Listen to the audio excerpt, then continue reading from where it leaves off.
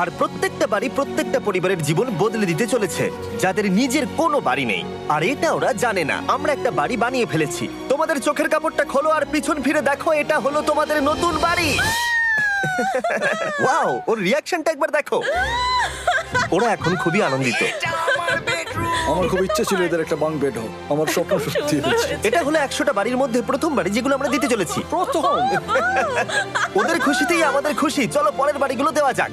এই ভিডিওতে প্রত্যেকটা বাড়ি তৈরির সাথে সাথে আমরা চেষ্টা করছি এই সমস্ত পরিবারগুলোকে একটা সুন্দর জীবন দেবার, যাদের বাড়ি নামের কোনো আশ্রয়স্থল নেই। আর আমরা এই ভিডিওতে মিলিয়নেরও বেশি ডলার খরচা করছি এই বাড়িগুলো তৈরি করতে, কারণ জামাইকার এই অংশে প্রায় 5 লাখেরও বেশি মানুষ অসুরক্ষিত এবং ঝুঁকিপূর্ণ পরিবেশে বসবাস করে। যেমন পরের এই পরিবারটি, যাদের বাড়ির অবস্থা এতটাই খারাপ যে সেটা যে কোনো মুহূর্তে ভেঙে পড়তে পারে। তাহলে তুমি এটা বানিয়েছো? হ্যাঁ। নিজেই বানিয়েছো? হ্যাঁ, আমি কাঠ আরো এইসব জিনিস কিনে তৈরি করেছি। আমরা তো পাহাড়ের উপরে আছি, তার মানে এই সমস্ত মেটেরিয়াল তুমি পাহাড়ের উপরে এনেছো? হ্যাঁ। হ্যাঁ, মাথায় করে। ওয়াও, আমরা জানতাম এই পরিবারের একটা ভালো বাড়ির প্রয়োজন, তাই আমরা তাদেরকে ট্রিপে পাঠালাম, যাতে আমরা পর্যাপ্ত সময় পেয়ে যাই আমাদের পার্টনারের সাথে তাদেরকে একটা ব্র্যান্ড নিউ বাড়ি গিফট করতে।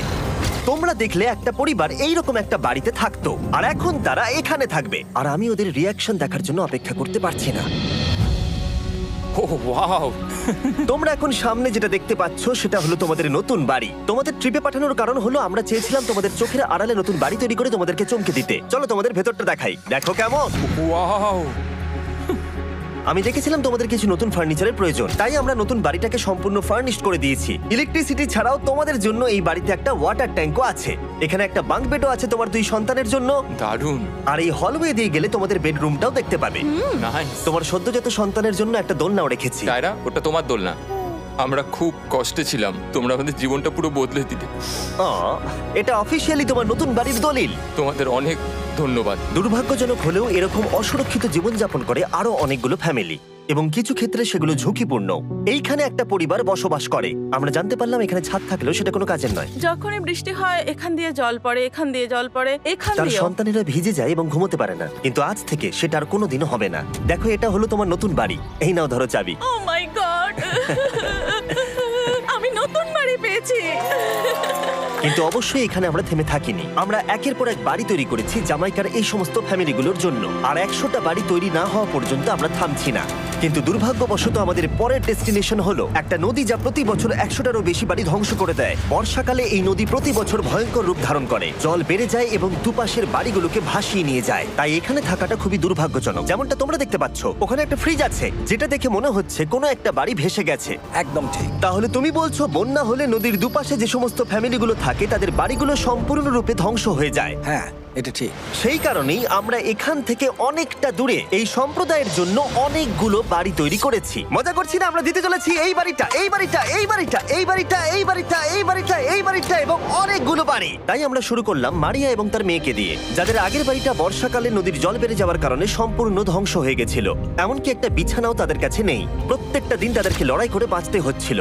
ভগবানের আশীর্বাদে আমরা বেঁচে আছি। আর আপনাদের কষ্টে থাকতে হবে না। এবার তোমরা প্লিজ ঘোরো আর তোমাদের নতুন বাড়িটাকে দেখো। একবার তোমরা ঘুরে দেখো, এই হলো তোমাদের নতুন বাড়ি।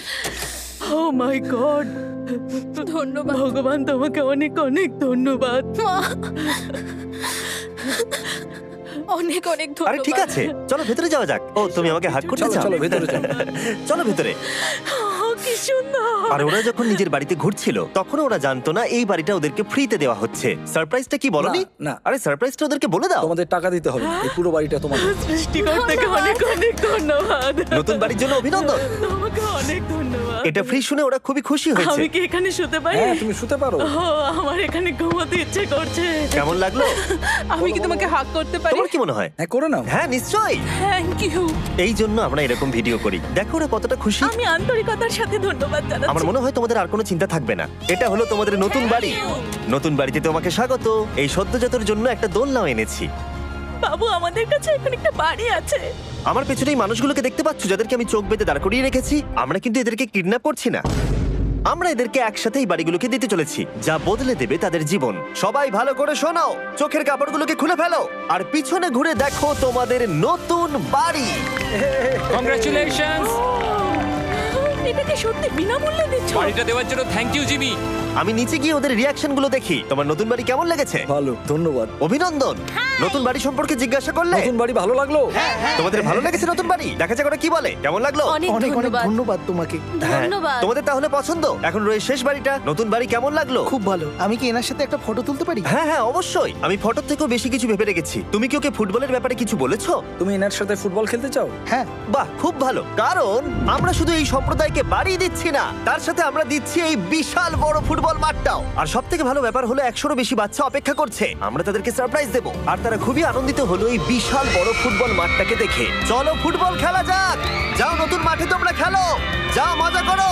নতুন ফুটবল মাঠের সাথে আমরা ফুটবল ইকুইপমেন্টসও বাচ্চাদেরকে দিচ্ছি। তোমরা কিন্তু এই নতুন মাঠে খুব মজা করে খেলবে। কিন্তু ফুটবল মাঠটাই ওদের কাছে যথেষ্ট ছিল না, কারণ সমস্ত বাচ্চারা ফেস্টিভ্যালসের ডিমান্ড করতে শুরু করলো। এই নাও ফেস্টিভ্যালস। ওরা সত্যি ফেস্টিভ্যাল খুব পছন্দ করে। মনে হচ্ছে আরো ফেস্টিভ্যালস আমাকে নিয়ে আসতে হবে। ফেস্টিভ্যাল হার সিজন থেকেও ভালো। এটা 100% সত্যি। ও যা বলছে তার সাথে আমি সহমত। কিন্তু এই সম্প্রদায় ছাড়াও এল সালভাডোরে এমন অনেক পরিবার রয়েছে যাদের সুরক্ষিত বাড়ির প্রয়োজন আছে। তাই আমরা যথাসম্ভব চেষ্টা করছি তাদেরকে নতুন বাড়ি উপহার দেবার। কিন্তু আমরা এখন অর্ধেক পার করেছি। আর্জেন্টিনার এই ছোট্ট সম্প্রদায়েরও বাড়ির প্রয়োজন রয়েছে। আর আমরা সেখানেও একের পর এক বাড়ি তৈরি করে গেছি, যাতে সেখানকার প্রতিটা বাচ্চা একটা সুরক্ষিত জায়গায় বসবাস করে বড় হয়ে উঠতে পারে। এখানেই আমাদের যাত্রা শেষ নয়। তাই আমাদের পরের গন্তব্য হলো মেক্সিকো। সেখানকার সম্প্রদায়ের জন্য আমরা একের পর এক বাড়ি তৈরি করে গেলাম।